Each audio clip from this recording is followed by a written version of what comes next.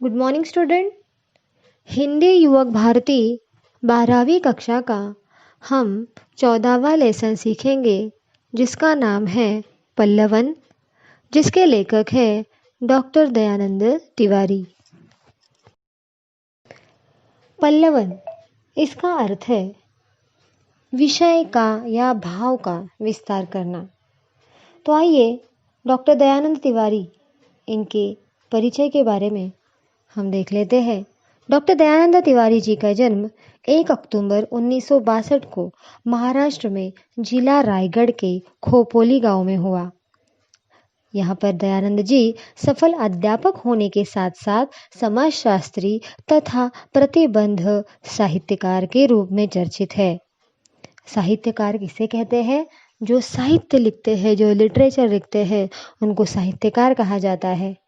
विविध विषयों पर किए जाने वाले गहन चिंतन के फलस्वरूप आप आकाशवाणी और दूरदर्शन जैसे राष्ट्रीय चैनलों पर भी उनकी परिचर्चाएं सम्मिलित होती रहती है। महाविद्यालयीन समस्याओं के प्रति आप निरंतर हमेशा जागरूक रहते हैं। अध्ययन या अध्यापन आदि शैक्षिक विषयों को लेकर आप लेखन कार्य निरंतर समाज को दिशा निर्देशन का काम करता है। आपने विभिन्न राष्ट्रीय अंतर्राष्ट्रीय संगोष्ठियों में समसामयिक विषयों पर मंतव्य रखा है। आपकी भाषा अत्यंत संप्रेषणीय और प्रभावात्मक है। संप्रेषणीय का मतलब होता है कम्युनिकेशन के लिए आपकी भाषा बहुत ही प्रभावोत्पादक है, बहुत ही प्रभाव उस भाषा पर जो है पड़ता है और इस तरह से उनका संप्रेषणीय और प्रभावात्मक उनकी भाषा यहाँ पर बताई गई है।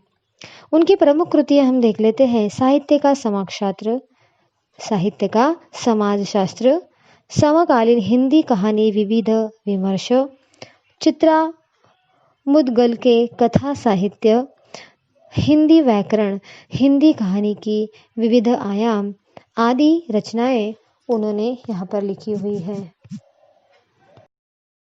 एकांकी हिंदी साहित्य में एकांकिका का विशिष्ट स्थान है। एकांकी को सरल भाषा में नाटक का लघु रूप कहा जाता है। नाटक मतलब ड्रामा, और ड्रामा का अगर छोटा रूप कहेंगे तो उसको हम एकांकी कहते हैं। जीवन के किसी एक अंश प्रसंग को एक ही अंक में प्रभावशाली ढंग से मंच पर प्रस्तुत करना एकांकी की विशेषताएं हैं। ठीक है, जीवन के किसी भी अंश, किसी भी भाग, किसी भी प्रसंग को एक ही अंक में प्रभावशाली ढंग से स्टेज पर प्रस्तुत करना मतलब एकांकी। अपनी बात को व्यक्त करते हेतु वर्तमान समय में एकांकी को उपयोग में लाना लेखकों के लिए उपयुक्त सिद्ध होता है। ठीक है, तो आपको ये बात समझ में आया कि पल्लवन यह जो पाठ यह एक एकांकिका है और यह एकांकी मतलब ड्रामा का एक छोटा रूप, एक छोटा मतलब लघु रूप है और इसलिए यहाँ पर जो है एकांकी बताई गई है। पहले पाठ परिचय देख लेते हैं। यहाँ पल्लवन की प्रस्तुति एकांकी विधा में की गई है। ठीक है, मैंने अभी आपको बताया कि पल्लवन यह जो पाठ जो है वो एकांकी विधा में दी गई है। साहित्य शास्त्र में पल्लवन लेखक को उत्तम साहित्यकार का लक्षण माना गया है। प्रस्तुत पाठ में पल्लवन अर्थात किसी उद्धरण, सूक्ति, सुवचन के विस्तारित अर्थ लेखन को अत्यंत सरल शैली में समझाया गया है। तो पहले हम अर्थ देख लेते हैं। यहाँ पे उद्धरण मतलब ग्रंथ का प्रमाण, उसके बाद है सुक्ति, सुक्ति मतलब सुवचन, ऐसी बात जो अच्छी लगे उसको सुक्ति कहते हैं और उसे हम सुवचन भी कह सकते हैं कि सुवचन मतलब अच्छी लगने वाली बात मतलब सुवचन के विस्तारित अर्थ लेखक को या लेखन को अत्यंत सरल शैली में समझाया गया है। पल्लवन शब्द की अवधारणा, अवधारणा मतलब विचार का प्रतिपादन करना और उसका साहित्य शास्त्रीय विवेचन प्राप्त हुआ। विवेचन करना मतलब उसकी व्याख्या के रूप में इसको प्राप्त हुआ है। व्याख्या जो है या अर्थ जो है वो यहाँ पे प्राप्त हुआ है। पल्लवन लेखन के विविध अंगों और नियमों को स्पष्ट करते हुए व्यवहारिक हिंदी के विभिन्न क्षेत्रों में उसकी उपयोगिता पर प्रकाश डालता है। तो आपको अगर बताया जाए तो यह जो पाठ है यह एक एकांकिका रूप में या एकांकी विधा में की गई है। पल्लवन यह जो पाठ है ये व्यवहारिक हिंदी विभाग से है। पल्लवन को लेकर यहाँ पर छात्रा शीतल के मन में संशय है। तो सबसे पहले हम यहाँ पर देख लेते हैं कि एकांकी में कितने पात्र हैं, कितने कैरेक्टर हैं।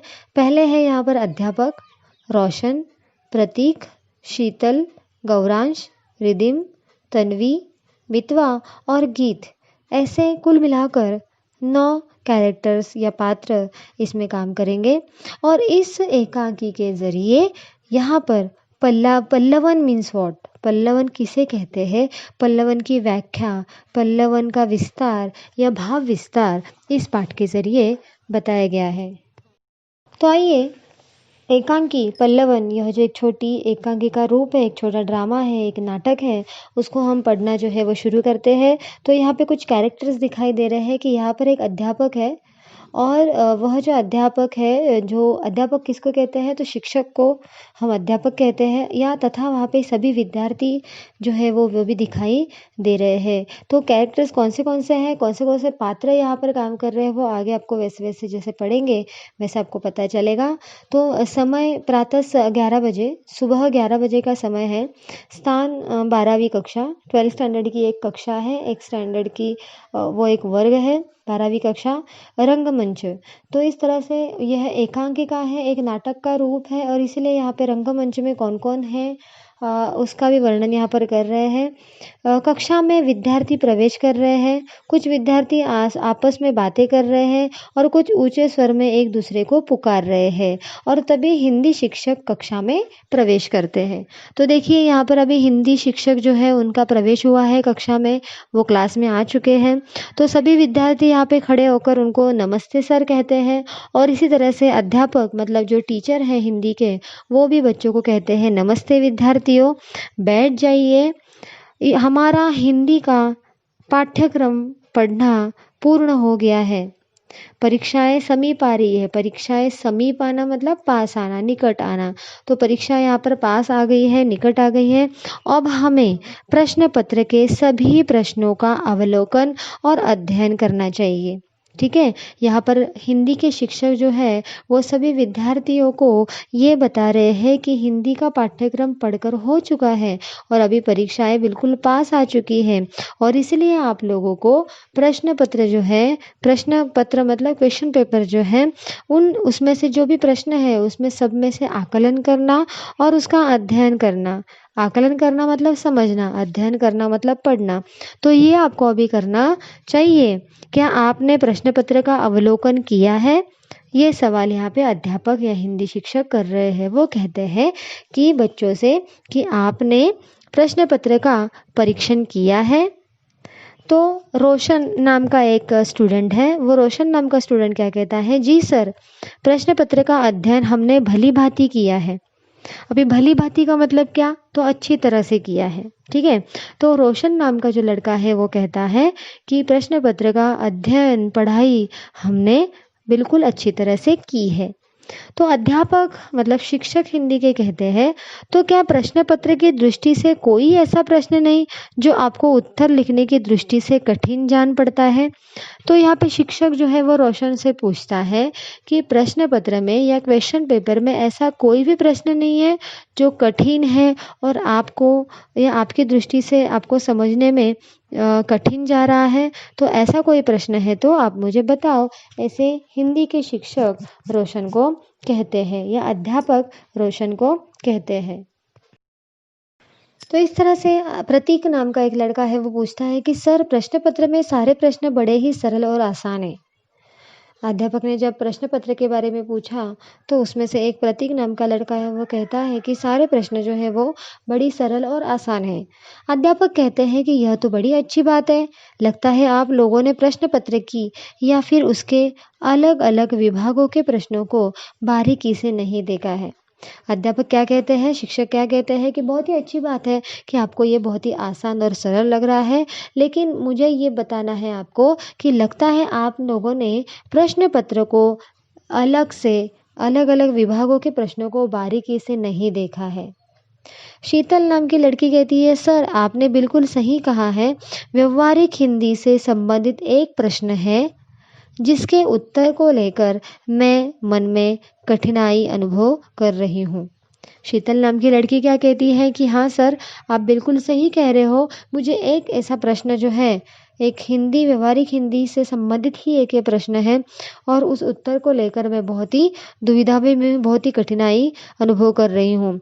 अध्यापक कहते हैं, मुझे लगता ही था कि व्यवहारिक हिंदी विभाग के किसी न किसी प्रश्न को लेकर आपके मन में शंका ज़रूर होगी। तो अध्यापक या टीचर जो है वो स्टूडेंट्स को कहते हैं, विद्यार्थियों को कहते हैं कि मुझे लगा ही था कि व्यवहारिक हिंदी जो है वो किसी न किसी प्रश्न को लेकर आपको कठिनाई ज़रूर होगी, आप के मन में शंका ज़रूर होगी। तो शीतल कहती है, जी सर, मैं पल्लवन इस घटक को लेकर दुविधा अनुभव कर रही हूँ। तो वो जो लड़की है शीतल, वो सर को कहती है कि जी सर, मुझे पल्लवन यह जो शब्द है, यह जो घटक है, उसको लेकर मैं क्या हूँ, बहुत ही दुविधा में मैं हूँ। मुझे ये शब्द का अर्थ समझ में नहीं आ रहा है।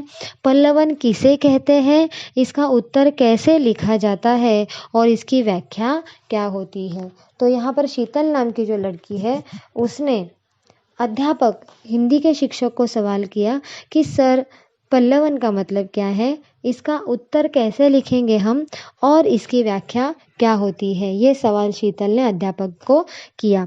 अध्यापक कहते हैं, विद्यार्थी मित्रों, क्या पल्लवन घटक आप सभी को कठिन नहीं जान पड़ता है।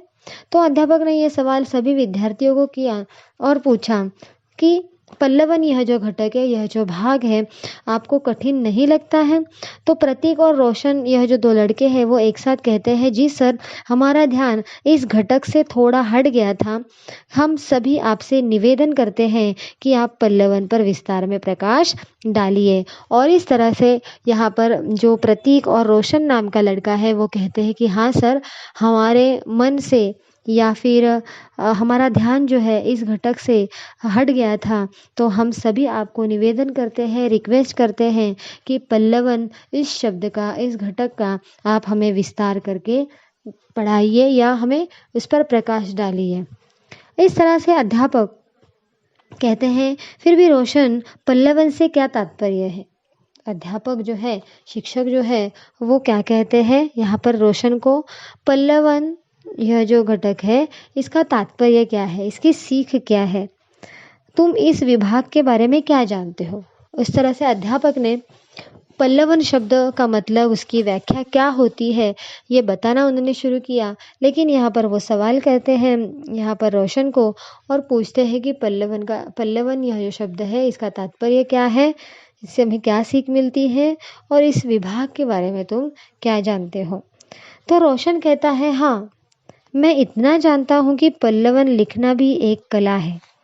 रोशन क्या कहता है टीचर को, उनको, अध्यापक को, कि मैं इतना तो जानता हूँ कि पल्लवन लिखना यह एक कला है।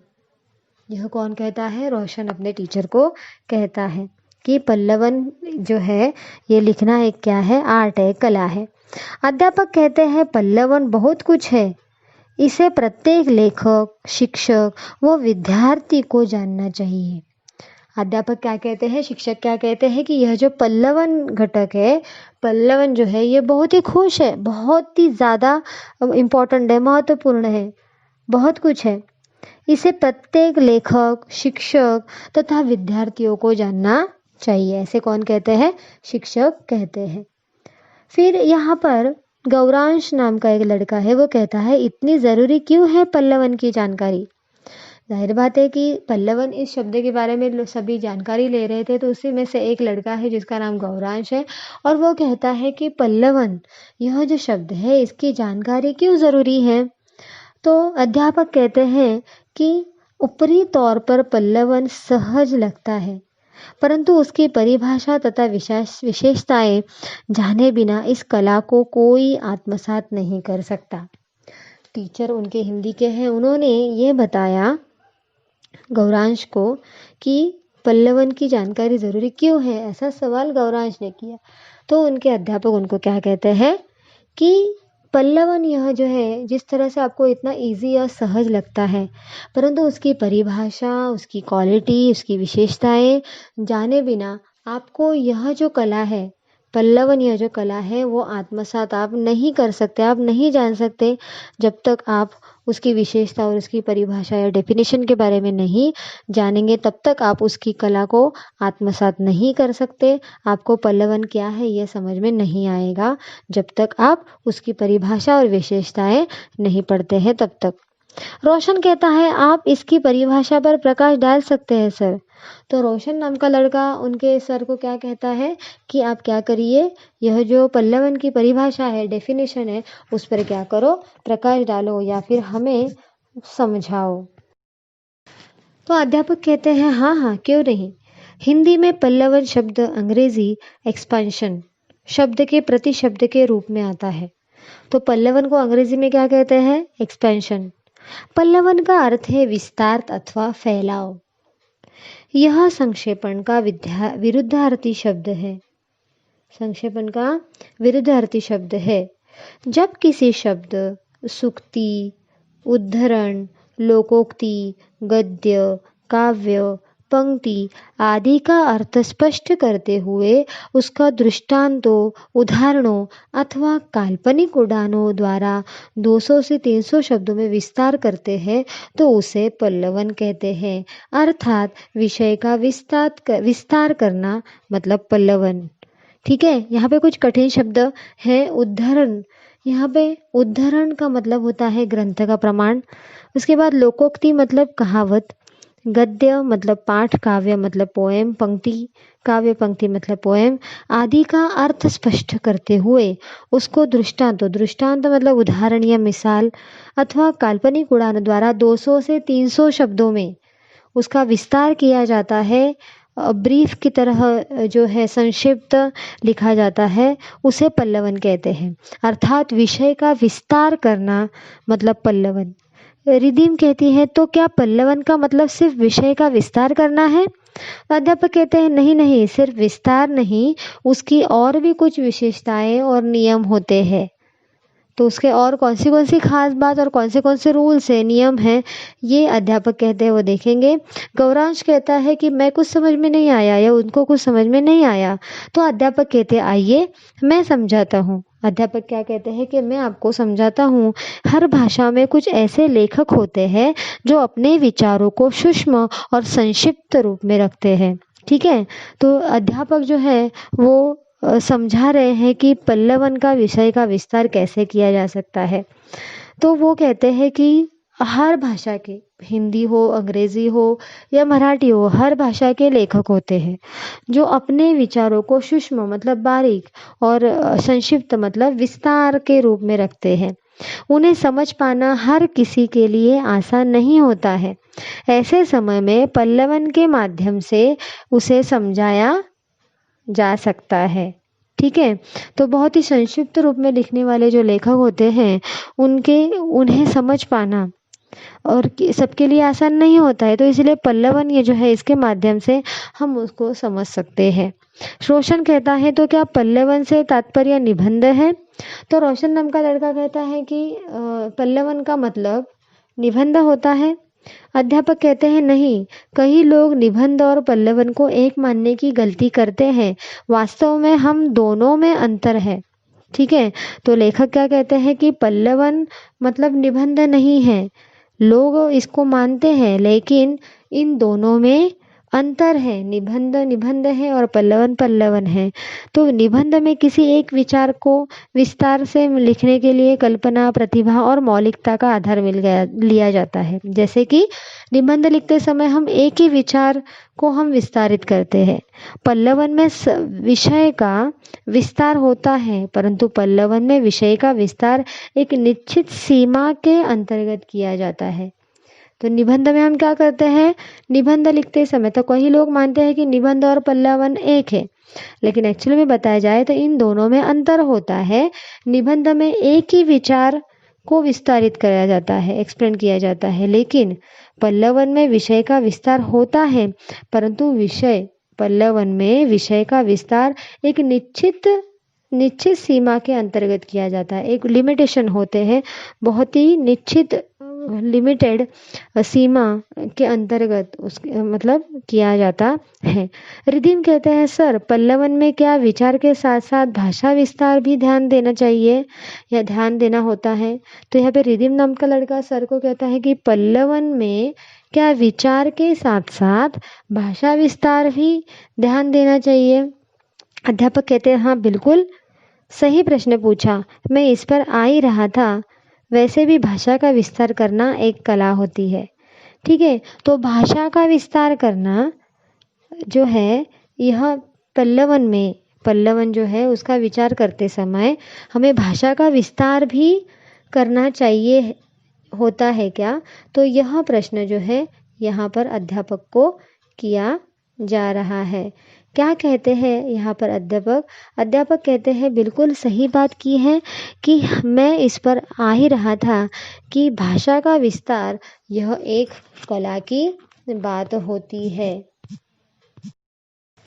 तो भाषा विस्तार यह कला की एक बात है। इसके लिए भाषा के ज्ञान के अलावा विश्लेषण मतलब अलग करना, संश्लेषण मतलब जोड़ना मिलाना, तार्किक मतलब लॉजिकल क्षमता के साथ साथ अभिव्यक्तिकल कौशल की आवश्यकता होती है। इसमें भी आख्याता का मतलब है कहने वाला, जो वक्ता होता है, स्पीकर होता है, उसके प्रत्येक अंश को विषय वस्तु की गरिमा मतलब किसी भी वस्तु की श्रेष्ठता या महत्व के अनुकूल विस्तारित करना होता है। भाव विस्तार को भी पल्लवन कहा जाता है। जिसमें भाव का विस्तार होता है उसको पल्लवन कहा जाता है। तन्वी नाम की लड़की कहती है सर जी क्या पल्लवन में भाव विस्तार के साथ साथ चिंतन भी होता है? अध्यापक कहते हैं बहुत अच्छा प्रश्न तुमने किया कि पल्लवन में भाव विस्तार के साथ साथ चिंतन का स्थान भी महत्वपूर्ण होता है। संसार में जितने महान चिंतक है, साहित्यिक है मतलब लिटरेचर लिखने वाले या विचारक है, उनके गहन चिंतन के क्षणों में जिन जिन विचारों और अनुभूति मतलब अनुभव का जन्म होता है, ठीक है, उसमें सूत्रात्मकता आ जाती है। सूत्रात्मकता मतलब सूत्र के रूप में बनाया जाता है। सरसरी दृष्टि से पढ़ने पर उसका सामान्य अर्थ ही समझ में आता है, किंतु उसके सम्यक मतलब राइट अर्थबोध एवं अर्थ विस्तार को समझने के लिए हमें उसकी गहराई में डीपली उतरना पड़ता है। जो हम उस गंभीर भाव वाले वाक्य खंड मतलब सेंटेंस वाक्य समूह में गोता लगाते हैं त्यों हम उसके मर्मस्पर्शी भावों को समझने लगते हैं। अर्थात छोटे छोटे वाक्यों या वाक्य खंडों में बंद विचारों को खोल देना, फैला देना, विस्तृत कर देना ही पल्लवन होता है। यह स्टूडेंट यहाँ पर पल्लवन का अर्थ बताते हुए लेखक कहते हैं कि भाव का विस्तार ही पल्लवन होता है।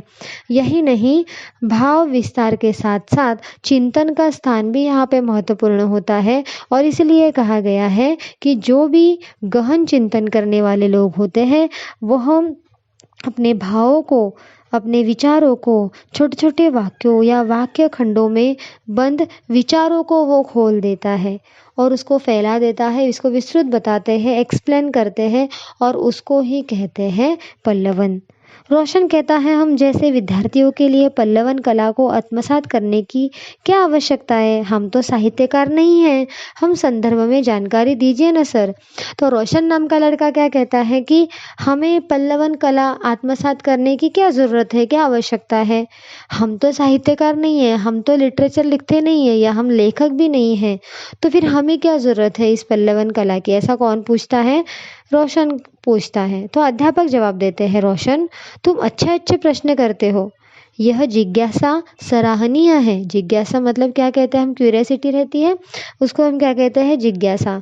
इस पर चर्चा होनी ही चाहिए। तो रोशन कहता है जी सर, हमें इस विषय पर भी जानकारी चाहिए। तो यहाँ पर अंत में रोशन क्या कहता है कि हमें यह जो पल्लवन, यह जो कला है आत्मसात करने की आवश्यकता है कि नहीं, और क्योंकि यह जो कला साहित्यकारों को बहुत ही अच्छी तरह से आती है, जो लेखक होते हैं उनके लिए बहुत ही आवश्यक है, तो हमारे लिए आवश्यक है कि नहीं, ऐसा सवाल यहाँ पे रोशन अध्यापक को करता है। तन्वी कहती है वह कैसे? तो अध्यापक कहते हैं अब गौर से सुनो, शारीरिक विकास के साथ साथ बौद्धिक विकास भी आवश्यक होता है। ठीक है, तो शरीर का विकास तो होना ज़रूरी है, उसके साथ साथ बौद्धिक मतलब दिमाग का विकास भी होना आवश्यक होता है। केवल शिक्षा तथा साहित्य में ही पल्लवन का महत्व नहीं है, बल्कि उत्कृष्ट वक्ता मतलब जो स्पीकर होता है वो, या फिर पत्रकार जो रिपोर्टर होते हैं वो, नेता, प्रोफेसर, कॉलेज प्रोफेसर, वकील आदि पोस्ट के लिए, पद प्राप्त करने के लिए भी इस कला में अवगत होना आवश्यक होता है। इतना ही नहीं, कहानी लेखन, संवाद लेखन, विज्ञापन, समाचार, राजनीति मतलब पॉलिटिक्स तथा अनेक व्यवसायों में पल्लवन का उपयोग होता है। हमारे करियर की दृष्टि से भी पल्लवन बहुत ही ज़्यादा उपयुक्त होता है। मितवा नाम का लड़का है, वो कहता है सर जी कितनी अच्छी और महत्वपूर्ण जानकारी आप दे रहे हैं, लेकिन मेरे मन में प्रश्न उठ रहा है कि पल्लवन की विशेषता क्या होती है। तो एक लड़का है मितवा नाम का, उसने सर को यह प्रश्न किया है, अध्यापक को, शिक्षक को यह सवाल किया है कि पल्लवन की विशेषता क्या है। तो परीक्षा में आपको प्रश्न पूछ सकते हैं कि पल्लवन की विशेषताएं लिखिए, तो ये जानना बहुत ही ज़रूरी है। तो पल्लवन की विशेषता हम देख लेते हैं। अध्यापक क्या कहते हैं, देखिए बताता हूँ, इन्हें अपनी कॉपी में लिख सकते हैं। तो यह जो पल्लवन की विशेषता, यह जो क्वेश्चन है बहुत ही इंपॉर्टेंट सवाल है ये इस पाठ का, तो आपको ये पढ़ना बहुत ज़रूरी है। तो हम पढ़ लेते हैं पल्लवन की विशेषताएं। चलिए मैं पल्लवन की विशेषताएं बोर्ड पर लिखना शुरू करता हूँ। तो यहाँ पर पहली है पल्लवन की विशेषता, कल्पनाशीलता। अभी कल्पनाशीलता का मतलब होता है इमेजिनेटिवनेस। ठीक है, तो कल्पनाशीलता का मतलब है इमेजिनेटिवनेस, का मतलब है कल्पनाशीलता, यह उसका पहली विशेषता है पल्लवन की। दूसरी है मौलिकता। मौलिकता का मतलब है ओरिजिनलिटी, जैसे असल जिसको हम कह सकते हैं हिंदी में। सृजनात्मकता, सृजनात्मकता मतलब क्रिएटिव, निर्माण करना। प्रवाहमयता, प्रवाहमयता मतलब बहाव, बहना। भाषा शैली मतलब भाषा लिखने का ढंग। शब्द चयन मतलब वर्ड वर्ड सिलेक्शन, शब्द चयन मतलब क्या, वर्ड सिलेक्शन। इसके बाद है सहजता। सहजता मतलब नेचुरलनेस जिसको हम कहते हैं, तो उसको हम सहजता कहते हैं। स्पष्टता मतलब क्लियर क्लियर। और क्रमबद्धता मतलब स्ट्रक्चर वाइज अरेंज किया हुआ, क्रमबद्धता मतलब क्रम वाइज लिखा हुआ। तो यह 9 विशेषताएं किसकी है, पल्लवन की है। परीक्षा में सवाल करेंगे पल्लवन की विशेषता लिखो, तो यह 9 विशेषता आपको याद रखना है। फिर एक लड़की कहती है सर जी क्या पल्लवन लिखने की कोई अलग शैली होती है? ठीक है, तो यहाँ पर लेखक नहीं, लेकिन यहाँ पर यह जो लड़की है वो अध्यापक को, शिक्षक को सवाल करती है कि पल्लवन लिखने की शैलियाँ होती है क्या। शैली मतलब क्या, ढंग, लिखने का ढंग होता है क्या पल्लवन लिखने का। तो अध्यापक कहते हैं हाँ, पल्लवन लिखने की निम्न शैलियाँ प्रचलित है। निम्न मतलब नीचे दी गई है, कौन से ढंग से पल्लवन लिख सकते हैं। तो पहली है कि इसमें विषय प्रवर्तन प्रथम वाक्य से ही आरंभ होता है। तो यहाँ पर सबसे इम्पोर्टेंट क्या है कि इसमें विषय प्रवर्तन जो है वो प्रथम वाक्य से ही शुरू करते हैं, प्रारंभ होता है। इसमें इधर उधर बहकने एवं लंबी चौड़ी भूमिका बनाने की कोई आवश्यकता नहीं होती है। प्रथम वाक्य से ही श्रृंखलाबद्ध, रोचकतापूर्ण एवं उत्सुकता भरे वाक्य लिखने चाहिए। ठीक है, तो सबसे पहले क्या लिखना ज़रूरी है, प्रथम वाक्य में लंबी चौड़ी भूमिका बनाने की कोई आवश्यकता नहीं है। सबसे पहले हमें श्रृंखलाबद्ध, अरेंज वाइज, रचनात्मक लिखना है। रोचकता आनी चाहिए उस सेंटेंस में, और उत्सुकता जो है भरे वाक्य जो है आपको लिखने होते हैं। पल्लवन लिखने की ये शैलियाँ होती है, ढंग होते हैं, इसमें से पहला है। दूसरा है, कुछ विद्वान ऐसा मानते हैं कि प्रारंभिक 2-3 वाक्यों में या वाक्यों की भूमिका बनानी चाहिए। मध्य के 10-12 वाक्यों में विषय प्रतिपादित करें तथा अंतिम 2-3 वाक्यों में उपसंहार प्रस्तुत करें। तो इस तरह से पल्लवन की शैलियाँ किस तरह से लिखी जाती है, तो पहला है श्रृंखलाबद्ध लिखना चाहिए, रोचकतापूर्ण लिखना चाहिए और उत्सुकता भरे शब्द लिखने चाहिए। दूसरा है कि प्रारंभिक की शुरुआत की जो 2 लाइनें उस वाक्यों में भूमिका बनानी चाहिए, भूमिका बनाते हुए लिखना है। मध्य के 10-12 जो विषय होते हैं उसको प्रतिपादित करें तथा अंतिम 2-3 वाक्यों में उपसंहार जो है वो प्रस्तुत करना चाहिए, यह यहाँ पर बताया है।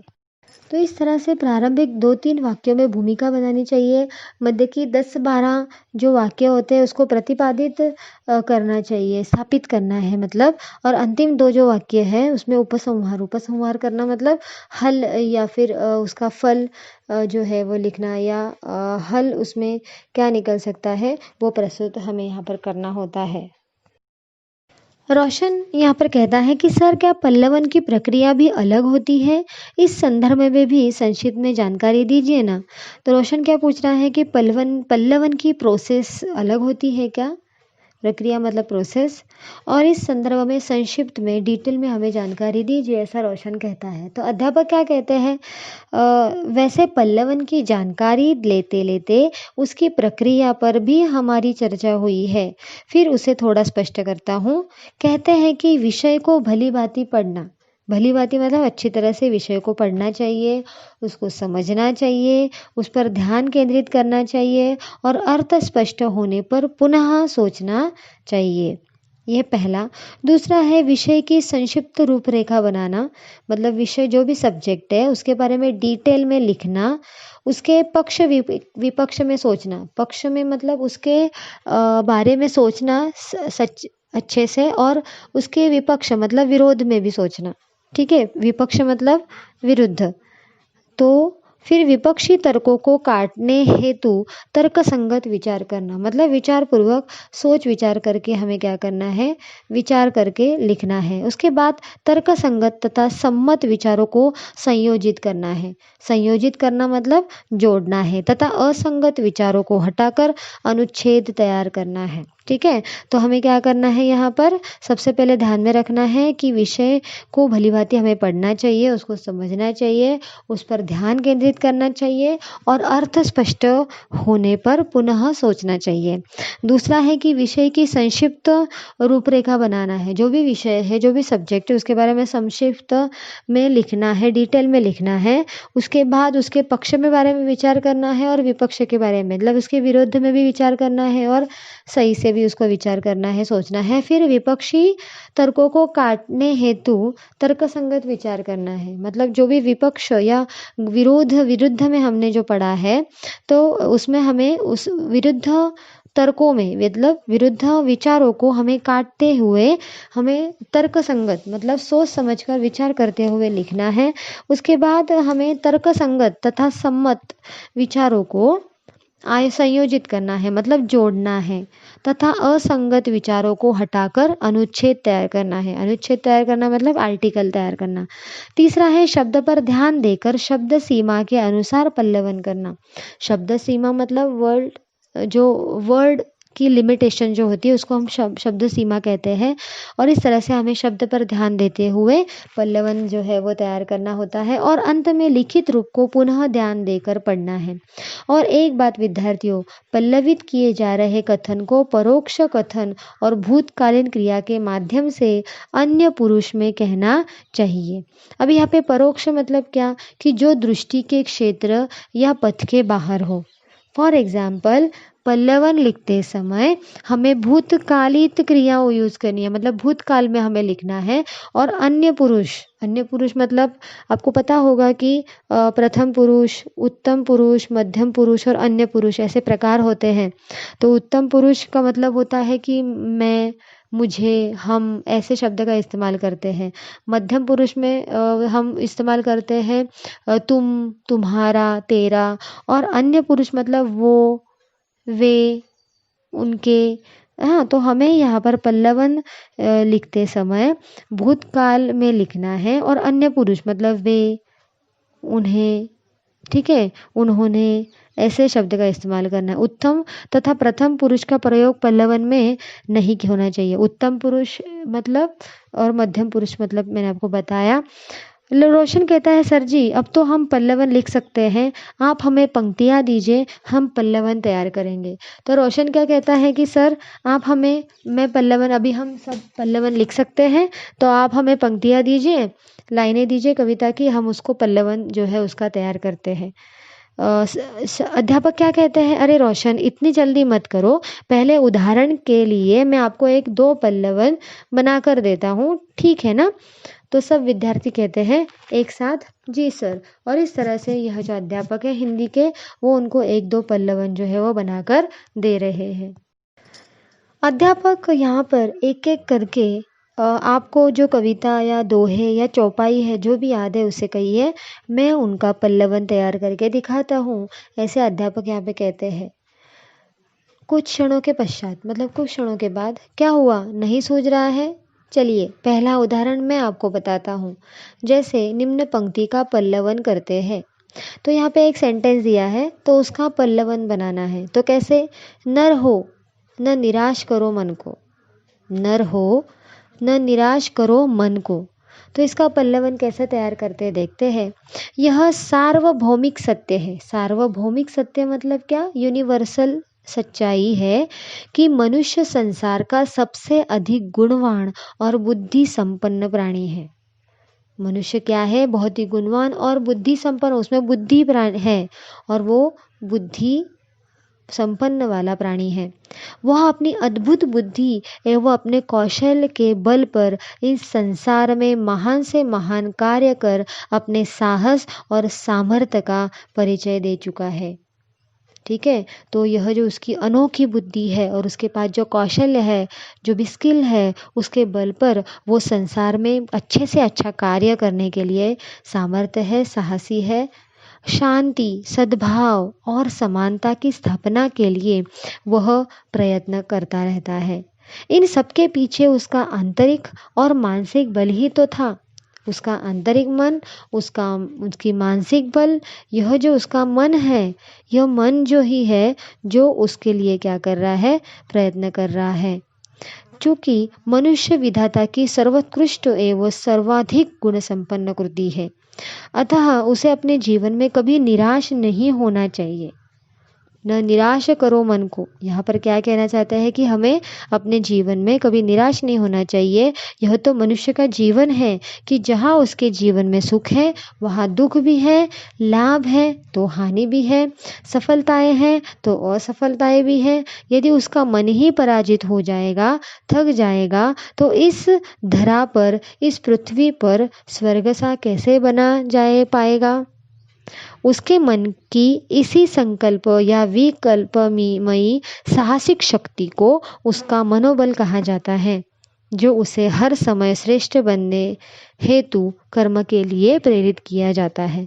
तो एक लाइन जो दी गई है, इससे पल्लवन किस तरह से तैयार करना है, तो उस भाव का विस्तार करना, उस पंक्ति का विस्तार करके लिखना, उसको पल्लवन कहते हैं। ठीक है, तो गीत नाम का एक व्यक्ति है, वो लड़का है, वो कहता है जी सर अब हमें समझ में आ गया है सर, मैं एक सूक्ति जानता हूँ कि आप उसका पल्लवन करके दिखाएंगे। अविवेक आपादाओं का घर है। सूक्ति मतलब एक पंक्ति है और वो पंक्ति मैं आपको एक सुनाता हूँ, तो आप उसका मुझे पल्लवन करके बताइए। ऐसा कौन कहता है, गीत नाम का लड़का कहता है। क्या है वो पंक्ति, अविवेक आपादाओं को या आपादाओं का घर है। अविवेक मतलब जिसके पास अविवेक, विवेक मतलब बुद्धि, अविवेक मतलब भ्रष्ट बुद्धि। ठीक है, पल्लवन, अभी पल्लवन क्या है इस लाइन का, विवेक मतलब बुद्धि और ज्ञान मानव की बौद्धिक संपदा है। अविवेक अपादाओं का घर है, इस पंक्ति का पल्लवन अध्यापक लिख रहे हैं। ये है कि विवेक, बुद्धि और ज्ञान, ये सभी शब्द का अर्थ एक ही है, मतलब बुद्धि। विवेक, बुद्धि और ज्ञान, इसका सबका अर्थ क्या है, बुद्धि ही है। तो मानव की बौद्धिक संपदा है, ये संपत्ति है। मानव जब कोई निर्णय लेता है तो उसे सद और असद कारणीय बुद्धि की आवश्यकता होती है। ठीक है, विचार शून्य किए गए जो कार्य है, विचार शून्य किए गए कार्य कष्टदायक होते हैं। विचार शून्य मतलब जो विचार नहीं करता है, अविवेक जिसको हम कहते हैं। तो जो विचार नहीं करता है, जो विचार शून्य होते हैं, उसके किए गए जो कार्य होते हैं वो कष्टदायी होते हैं, दुखदायी होते हैं, कष्ट देते हैं। मानव की सफलता के पीछे उसका विवेक कार्य करता है। मनुष्य सफल क्यों है, सक्सेस क्यों है? क्योंकि उसकी बुद्धि तेज है, उसकी बुद्धि कार्य करती है। हमें सोच विचार करके ही कोई कार्य करना चाहिए। बिना विचारे किया गया कार्य पश्चाताप का कारण बनता है। इसलिए हमें जो भी कहना है उनका मनन करें, उसका चिंतन करें। जो कुछ भी कहे उसे सोच समझ कर विवेक की मतलब बुद्धि की कसौटी पर कस कर ही कहे, क्योंकि जीवन का आनंद विवेक से चलने में है, बुद्धि के साथ चलने में है। अविवेकी मतलब मूर्खतापूर्ण कार्य करता हुआ अपने जीवन को स्वयं आपत्तियों से भर देता है। अविवेकी मतलब जो बुद्धि से विचार नहीं करता है, जो मूर्खतापूर्ण कार्य करता है, वही अपने जीवन को स्वयं संकट में भर लेता है। तन्वी, यह एक लड़की है, वो कहते कि सर मैं भी एक पंक्ति बताती हूँ, कृपया उसका भी पल्लवन कीजिए। सेवा तीर्थ यात्रा से बढ़कर है। सेवा जो है वो तीर्थ यात्रा से बढ़कर होती है, इसका पल्लवन बताइए। तो अध्यापक बताते हैं कि सेवा परमो धर्म है, मतलब सभी धर्म सेवा में है। सेवा जो है वो धर्म है हमारा, सेवा करना। इस भावना को कौन नहीं स्वीकारता, किंतु जब हम भाव की अवहेलना की जाती है, भाव मतलब हमारी भावना का तिरस्कार किया जाता है, तब समाज में स्वार्थ और तनाव की स्थिति उत्पन्न हो जाती है। स्वार्थी हो जाते हैं लोग, जब तिरस्कार करने लगते हैं तो स्वार्थी हो जाते हैं लोग। लोग सेवा को भूलकर तीर्थ यात्रा के लिए इस उद्देश्य के साथ निकल पड़ते हैं कि हमें उन्हें मोक्ष, इसमें उन्हें मोक्ष मिलेगा। लोग क्या करते हैं, लोगों की सेवा करना भूलकर वो तीर्थ यात्रा के लिए चले जाते हैं कि उनको ऐसा लगता है कि अगर वो तीर्थ यात्रा पर चले जाएंगे उनको मोक्ष मिलेगा, वो पाप से मुक्त हो जाएंगे। लोग भूल जाते हैं कि सेवा का भाव ही संपूर्ण मानवता को चिरकाल मतलब फॉरएवर, सदैव तक सुरक्षित कर सकेगा। सेवा समाज के प्रति कृतज्ञ लोगों का आभूषण है। सेवा करना यह समाज के लिए एक ग्रेटफुल, एक सुखकारक ज्वेलरी है, आभूषण है। मानव सेवा एवं प्राणी मात्र की सेवा संपूर्ण तीर्थ यात्राओं का फल देने वाली होती है। तीर्थ यात्रा से अगर आप मानव सेवा करेंगे, प्राणी मात्रा की सेवा करेंगे, मतलब संपूर्ण तीर्थ यात्रा का फल मिल गया, ऐसा समझ लेना चाहिए। सेवा के पात्र हमारे आसपास ही मिल जाते हैं। तीर्थ यात्रा का फल कब मिलेगा, क्या होगा, लेकिन सेवा सद्य फल दामिनी है। सेवा करे तो मेवा पावे, अतः सेवा धर्म अपनाइए, यह इसका पल्लवन है। अध्यापक कहते हैं मुझे विश्वास है कि आप लोगों ने पल्लवन को अच्छी तरह से समझ लिया है। अभी अच्छी तरह से चर्चा हो रही है हमारी। अब आप यह समझ ही गए कि पल्लवन मतलब बीज से पेड़, पेड़ से पल्लव, पल्लव से डालियाँ विकसित होती है। उसी प्रकार भाषा में भी पल्लवन होता है। यस, यहाँ पर आपको समझ में आया होगा कि पल्लवन का मतलब क्या है। सीड से पेड़ तैयार होता है, पेड़ से फिर आगे पत्ते तैयार होते हैं, पत्तों से फिर डालियाँ तैयार होती है। तो इस तरह से कैसे विकसित होता है पेड़, उसी तरह से यह जो भाषा है, यह भाषा में भी पल्लवन होता है। ठीक है, आपने पल्लवन के लिए अच्छे उदाहरण दिए, लेकिन भक्तिकालीन निर्गुण विचारधारा के संत कबीरदास को आप भूल गए। मैं उनके दोहे पर एक पल्लवन तैयार करूँगा, आप ध्यान से सुनिए। तो विद्यार्थी कहते हैं जी सर, कबीरदास जी के दोहे का पल्लवन सुनने में हमें भी आनंद ही मिलेगा। और इस तरह से अध्यापक कबीरदास जी की जो संत है दोहे है उस पर वो पल्लवन तैयार करके बताते हैं। अध्यापक कहते हैं सुनिए, जो तोको काटा बोए ताही बोई तू फूल। यह जो कबीर के दोहे हैं तो उनके बारे में यहाँ पर पंक्तियाँ लिखी हैं। जो तोको काटा बोए ताही बोए तू फूल। कहने का तात्पर्य इसका पल्लवन ये है कि संसार में शुभ चिंतक कम होते हैं। शुभचिंतक मतलब जो हमारी भलाई चाहते हैं। अहित करने वाले या हानि पहुंचाने वाले बहुत ही ज़्यादा होते हैं। ठीक है, हमारे भलाई करने वाले बहुत ही कम और बुराई करने वाले या हमें हानि पहुंचाने वाले बहुत ही अधिक होते हैं। ऐसे व्यक्तियों के प्रति क्रोध आना यह स्वाभाविक बात होती है। साधारण व्यक्ति यही करते हैं। हानि पहुंचाने वाले, अहित करने वाले का हित सोचना, कांटे बिछाने वाले के लिए फूल बिछाना, मारने वाले को क्षमा करना एक महान मानवीय विचार है। इसके पीछे अहिंसा की भावना छिपी हुई होती है। सबके प्रति मैत्री भाव की साधना है। प्रकृति भी हमें यही शिक्षा प्रदान करती है। इसके अनेक उदाहरण मिलते हैं।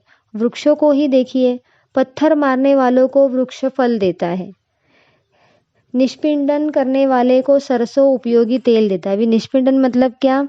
तो निष्पिंडन का मतलब होता है निचोड़ने वाले को सरसों उपयोगी तेल देता है।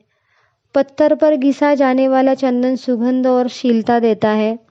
शत्रु को मित्र बनाने, विरोधियों का हृदय परिवर्तन करके उन्हें अनुकूल बनाने का ही यही सर्वोत्तम और स्थायी उपचार है कि हम उत्पीड़क को क्षमा करें। उत्पीड़क मतलब क्या? जो अत्याचारी होते हैं ना, उनको क्या करना चाहिए? क्षमा करना चाहिए।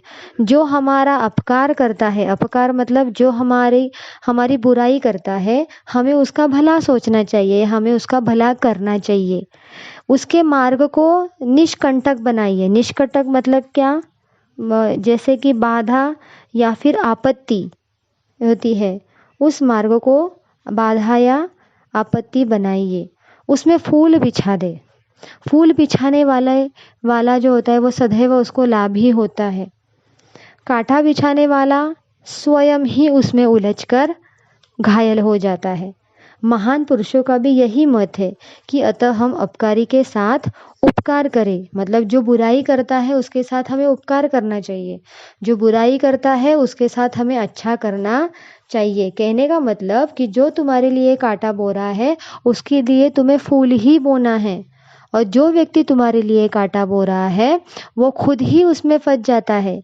इसलिए यहाँ पे कहना है कि हमें अपकार मतलब जो बुराई करता है उसके साथ हमें अच्छा करना चाहिए। तो इस तरह से पल्लवन कुछ एक पंक्ति का यहाँ पे पल्लवन मतलब ब्रीफ की तरह लिखना और उसको विस्तार से लिखना मतलब पल्लवन होता है।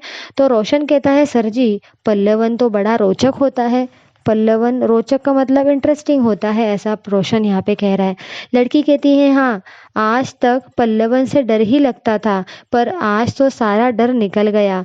अब हम अच्छी तरह से पल्लवन कर सकते हैं। और इस तरह से वो लड़की कहती है कि हम क्या कर सकते हैं? अच्छी तरह से पल्लवन जो है वो अच्छी तरह से पल्लवन कर सकते हैं। उस तरह से गीत कहती है जी सर आपका बहुत बहुत धन्यवाद। फिर से पल्लवन विषय का सविस्तर पुनरावर्तन करा कर विषय से संबंधित सारी आशंकाओं को आपने दूर किया है। तो इस तरह से गीत जो है सर का धन्यवाद करती है अध्यापक का, और कहती है कि आपने पल्लवन को बहुत ही सविस्तर, बहुत ही विस्तार के साथ पुनरावर्तन मतलब वापस से हमें सिखाया, और हमारे मन में जो भी आशंकाएं शंकाएं हैं इसको आपने दूर किया। यहाँ पर शीतल कहती है जी सर मैं पूर्ण प्रश्न पत्र को आसानी से लिखकर अच्छे अंक प्राप्त कर सकती हूँ।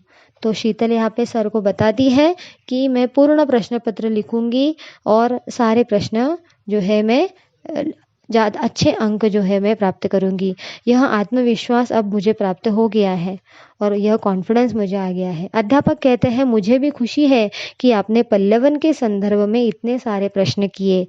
चलो आज बहुत जानकारी मिली है आपको। साहित्य की ऐसी रोचक जानकारी हम लेते रहेंगे। अब हम अपनी इस चर्चा को विराम देते हैं। तो इस तरह से यहाँ पर यह जो पाठ है पल्लवन, इस पल्लवन पाठ में लेखक ने किस तरह से पल्लवन का विस्तार होता है और किस तरह से भाव का विस्तार जो है वो किया जाता है, विषय का विस्तार किस तरह से किया जाता है, उसको क्या कहते हैं? पल्लवन कहते हैं।